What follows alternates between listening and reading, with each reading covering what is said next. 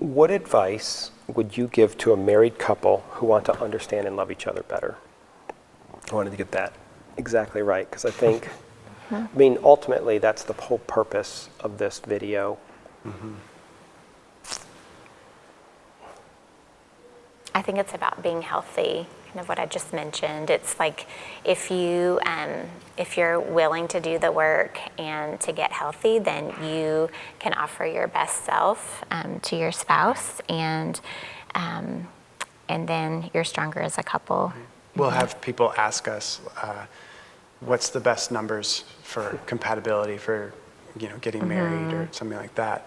And the answer is 2 healthy numbers. Yeah. Now, nobody lives in health all the time, but living average to health and continually moving towards health and wholeness in your number and who you are and who God's made you uniquely to be, that's what matters. So, yeah, that work is vital. What are a couple of practical things somebody could do to become more healthy? Like, it's still in the ethereal for many people. Like I'm sure that people, before they even watch this video, they're watching this video because they want to get healthy, and they're saying, what are some things I can do to become more healthy? It so depends on your number. I mean, there's different Enneagram work that each number can do that relates to that. But generally, for example, each number can look at what their vice is and look at what their virtue of transformation is and how can they live towards their virtue of transformation. So if her vice is fear, how does she live towards courage through faith? If my vice is deception, how can I live more truth in my life? Well, then a practical way for me to live more truth is to end every day doing for example, the spiritual practice of examine, where I review what I did today, and then I write down anywhere that I sense that I deceived myself or deceived somebody else, where I image crafted so that people would love me based on what I do. And then I confess that to God, and I receive the affirmation of my belovedness as a son, and then I resolve, God, help me tomorrow to do better with this.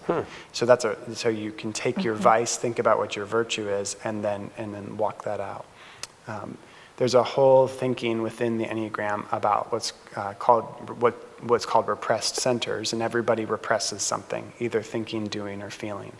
Engaging that and raising that repressed center, I can't take the time to go into it, but that actually is one of the single most practical ways to move towards health.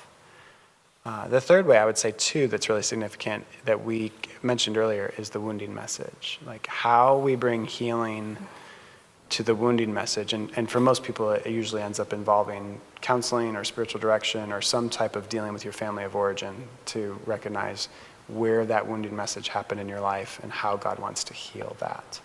And then sharing that in a relationship, make sure your spouse knows that, for how we've seen the wounded message be healed with each other, how God uses us for each other. And I was just going to add, along with the spiritual practices, I think something that every number can really benefit from is the practice of contemplation and centering prayer. Yes. I'm blanking out. So it's a time where you are quiet and you are practicing silence and solitude, and you are letting any thought go that's coming to your mind, because you are drawing near to the Lord and He's drawing near to you. And it's this, it's kind of this mysterious practice where you don't really know exactly what God is doing, but I know for me, as I've reflected back on using this practice, it's been a really strengthening factor in my relationship with the Lord, and I think it's led me to greater health because I have just been open to what He's doing, and it for me also to sit and be quiet and have to learn to let go of those thoughts, which sometimes for a fear-based person can be a little bit nuts, is it's really good, and I think that helps me to be stronger. When I do have fear-based thoughts that come in, I can let them go faster. Gotcha. So I think wounding message can go, and what the transformation might look like going from I'm not safe to I'm safe and courageous. The vice to virtue, you had brought up so many good practical tips about, okay, if my vice is I need to be successful, my identity comes there, and then checking for it at the end of the day and saying, okay, where did I fall back into the vice? Let me confess that and move to virtue. I know the Repressed Center, I know that that's really deep, but you can't, it's not fair to go, oh, Repressed Center, but I'm not going to tell you anything about it. Give somebody 2 to 3 sentences about what that means. You might have to count my sentences. Okay. So we'll see how we do. The centers of intelligence, each number uses either thinking, feeling, or doing as their primary way to interpret and make sense of life. So a 3 that's feeling walks into a room and interprets the room first through feelings. A 7 interprets first through thinking. An 8 interprets first through doing, what needs to be done when they walk in the room. By the same token, each number has one on the other end of the scale that they don't use, that they have a tendency to repress or not use productively. And so we end up only using 2 of the 3. So again, the 3 are thinking, feeling, and doing. And every number has the tendency to use only 2. Like it's a 3-legged stool, but one of the legs got cut out, and you're only using 2. And even those 2 are struggling to hold you up. That's the repressed center. You're using 2 of 3, and even those 2 are struggling to help you interpret and make sense of life. And so you want to do the work of making sure that third one is involved. So for me, it's feelings. I want to set them aside. They're not productive for efficiency.